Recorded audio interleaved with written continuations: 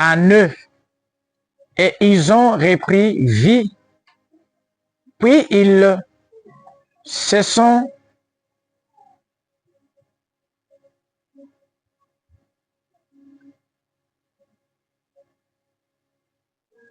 C'était une armée nombreuse, très nombreuse. 11.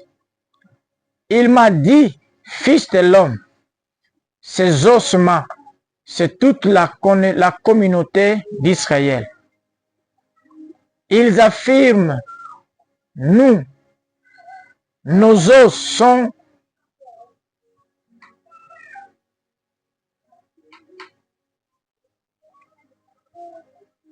C'est pourquoi prophétise.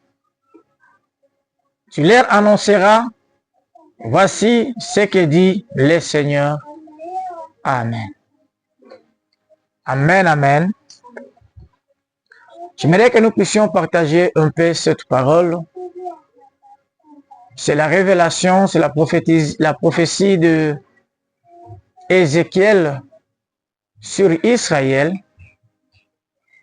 C'était juste la période où Israël était en déportation.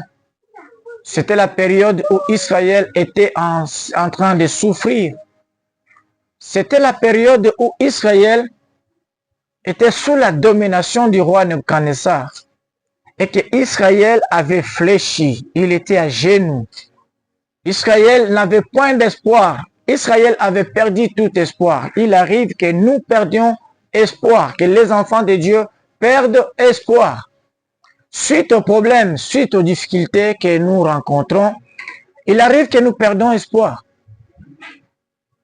Il arrive que les serviteurs de Dieu, les servants de Dieu, il arrive que les enfants de Dieu, nés de nouveau, qui appartiennent à Christ, perdent espoir. Pourquoi? Parce que les choses ne marchent pas. Ici, il est question de la révélation que Dieu a donnée à Ézéchiel, son serviteur, son prophète. La Bible dit, l'Esprit de Dieu, il l'emporta en esprit. On amena Ézéchiel dans une vallée. Cette vallée, curieusement, était pleine d'ossements desséchés. Les ossements sans vie, les ossements. Quand nous parlons des os, les ossements, là nous voyons l'absence de la chair. Nous voyons l'absence du sang. Nous voyons l'absence des nerfs. Nous voyons l'absence des cerveaux. Ce sont les ossements, les os sans vie. Quand Ézéchiel a vu les ossements, et l'Esprit de Dieu lui a demandé, fils de l'homme, est-ce que ces os peuvent-ils revivre? Moi, j'aime la réponse de cet homme. Qu'est-ce qu'il a donné comme réponse? Il a dit, Seigneur, toi, tu le sais. C'était une question difficile. On t'amène, par exemple, dans le cimetière, là où il n'y a que des os, là où il n'y a pas de vie, et on te demande, est-ce que ces gens peuvent encore revivre? C'était l'équation devant Ézéchiel, mais il avait donné une réponse sage. La réponse qui fait confiance à l'Éternel, la réponse qui fait confiance à Jésus. Seigneur, toi, tu le sais. Et c'est là que l'Esprit de Dieu lui dit, prophétise sur les eaux. Et la Bible dit, c'est là que Ézéchiel lui dit, et quand il prophétisait, c'est alors que les nerfs sont revenus sur les os se sont rapprochés. La chair a repris, le sang a recouvert. Et la Bible me dit quoi? C'était une grande armée. C'était une grande armée qui était debout, qui s'est mise sur les pieds. Écoutez, notre Dieu, il est le Dieu qui redonne la vie.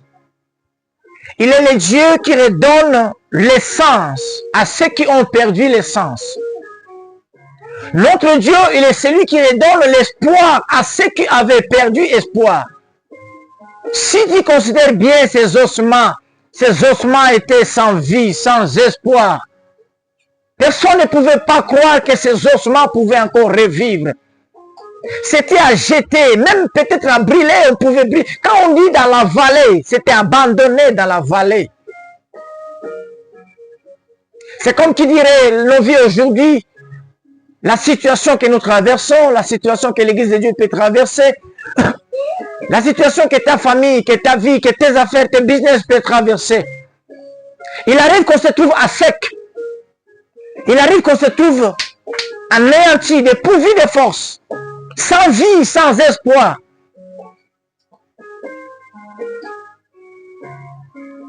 Mais on te demande, est-ce que tu peux encore revivre? Est-ce que tu peux encore revivre? Oui, tu peux revivre parce que le Seigneur le sait. Parce que ton Créateur le sait. C'est lui qui a ta vie entre ses mains. C'est lui qui contrôle toutes choses. La vie de ces ossements était entre les mains de Dieu. C'est de la même manière que la vie, ta vie, ma vie, la vie de l'Église, la vie de la famille, la vie des foyers, se trouve entre les mains de Dieu. Même quand ça semble ne pas aller. Même quand rien ne va. On peut encore faire confiance à l'Éternel. Parce que le psalmiste dit, mon âme espère à l'Éternel quand je te louerai encore, quand je t'adorerai encore. Pourquoi tu l'adoreras? Parce qu'il fera encore quelque chose. Parce qu'il restaurera encore ton âme. Parce qu'il redonnera encore la vie à ton âme. Notre Dieu est le Dieu qui redonne la vie à notre âme. Quand tout espoir est perdu, quand tout espoir est fini, quand nous ne savons pas où aller et où toucher, il est l'Éternel qui restaure. Il est l'Éternel qui redonne la vie. Il est le Dieu qui redonne l'espoir. Tu peux faire encore confiance à l'Éternel. Nous pouvons encore faire confiance à l'Éternel. Il restaure des vies. Il a restauré la vie des ossements. Il a dit, ces ossements étaient Israël. Israël dans sa période de la honte. Israël dans sa période de la détresse. Israël dans sa période de misère. Israël quand il gémissait. Israël quand il plairait. Israël, quand il était à genoux, sans espoir, il arrive que les hommes de Dieu, les enfants de Dieu, que nous sommes mis à genoux.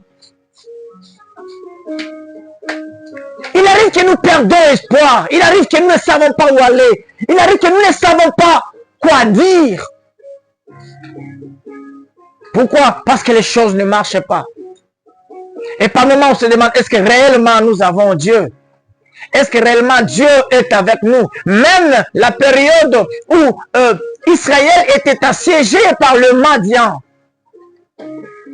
La Bible dit, ils ont manqué espoir. Même les serviteurs de Dieu, Gédéon, il pressait les blés tout en se cachant. Et quand l'ange de Dieu lui est apparu, il a dit, tu es de notre ou tu es de camp adverse? Et l'ange a dit, non, je suis de votre côté. Et il a demandé, mais si tu es avec nous, pourquoi toutes ces misères? Pourquoi toute cette souffrance? Pourquoi ce malheur? Pourquoi toutes ces choses nous arrivent? Pourquoi nous disons que nous avons Dieu? Et c'est le malheur, c'est le corps de malheur que nous avons, nous traversons.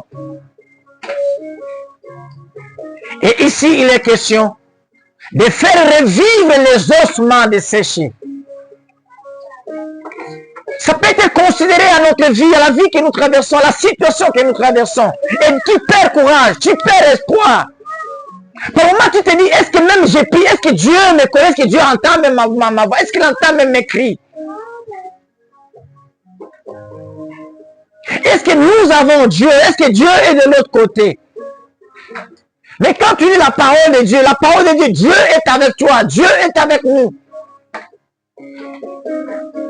L'exhortation, l'enseignement de ce matin est seulement de nous dire, ne perdons pas courage. Dans des moments difficiles, ne perdons pas courage.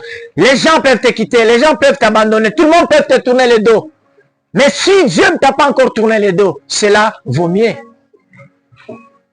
Si Dieu, lui, n'a pas dit son dernier mot, Ézéchiel ne savait pas que les ossements pouvaient reprendre vie. Il a dit, Seigneur, toi, tu le sais. Et c'est alors que Dieu lui donna l'ordre de prophétiser sur les ossements. Alléluia. Les gens peuvent quitter, mais attends l'ordre du Seigneur. Les gens peuvent t'abandonner, attends l'ordre du Seigneur. Les gens peuvent partir, ça ne signifie pas que tu n'as pas Dieu. Ça ne signifie pas que nous n'avons pas Dieu. Les choses peuvent ne pas marcher, mais cela ne signifie pas que tu n'as pas Dieu. C'est juste la période où les ossements étaient sans vie. Mais les ossements, par l'ordre du Seigneur, peuvent reprendre vie. Les ossements peuvent reprendre la cour normale de la vie. Seulement si tu gardes confiance en l'Éternel. La parole de Dieu dit, mon âme espère en l'Éternel car je te louerai encore. Je le louerai encore. Pourquoi? Parce qu'il redonnera encore l'espoir. Faites revivre encore l'espoir en toi parce que tu t'attaches à l'Éternel, parce que tu t'attaches au Seigneur. Il est notre Dieu. Il ne nous abandonnera pas. Il est notre Dieu. Il nous soutient. Ne perds pas courage. On parle de tout de toi. On parle faussement de toi. On te critique à gauche, à droite. Mais ne perds pas courage. Les ossements reprendront vie. Les ossements reprendront les nerfs et la chair. Les ossements pourront encore revivre. C'est quelle période que tu traverses, que nous traversons? La période des ossements. Mais je vous dis, je vous prophétise ce matin qu'il y aura encore la vie. Qu'il y aura encore l'espoir. Pour ceux qui ne perdront pas courage totalement. Pour ceux qui croiront encore à la parole du Seigneur. L'Éternel Dieu est bon. L'Éternel Dieu est le restaurateur. Et il est capable. Ézéchiel a dit, toi tu le sais, parce qu'il savait que c'est toi l'Éternel, c'est toi le Créateur. C'est toi qui nous as créés. Et c'est toi qui as créé ces gens. Et tu sais comment faire pour les faire revivre. Bien aimés, espérons encore à l'Éternel. Il pourra faire encore revivre nos ossements. Il pourra encore nous redonner l'espoir. Mais regarde, ne marchons pas selon la vue. Selon les yeux physiques. Ne limitons pas Dieu. Il est le Seigneur. Il peut encore faire quelque chose. Il est le Seigneur. Il peut encore restaurer. Il est le Seigneur. Il peut redonner la vie là où règne la mort. Il est le Seigneur. Il peut redonner la chair là où il n'y a pas de, là où c'est sans chair. Il peut redonner les nerfs là où les nerfs étaient perdus. Il peut redonner le sang là où il n'y avait pas de sang. Laisse que tu sois fortifié, bien-aimé, par cette parole. Laisse que tu sois fortifié par cette exhortation. Que l'Éternel est Dieu, il est le Dieu capable de redonner la vie aux ossements desséchés. Que l'Éternel Dieu vous bénisse ce matin.